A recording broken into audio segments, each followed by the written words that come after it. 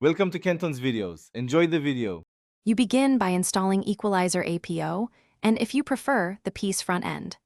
Once installed, open the configurator and find your microphone device. Check its box, click Apply, then restart Windows so changes take effect. After the reboot, make sure your mic is set as the default or default communication device in sound settings. This ensures Equalizer Apo can inject processing into the right input stream. Doing this now prevents routing confusion later when you start boosting levels and adding filters. Once your device is active, open the Equalizer Apo editor or piece GUI to build processing.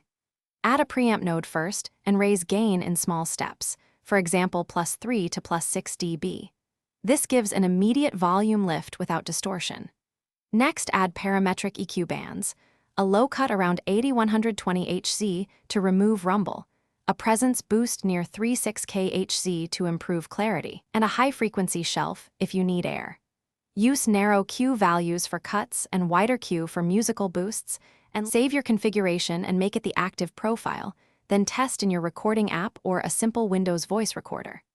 Aim for peaks around -6 dB to leave headroom. If you see clipping, lower the preamp or add a limiter/compressor to tame transients. Once you're satisfied, make small A/B tests to confirm tonal balance.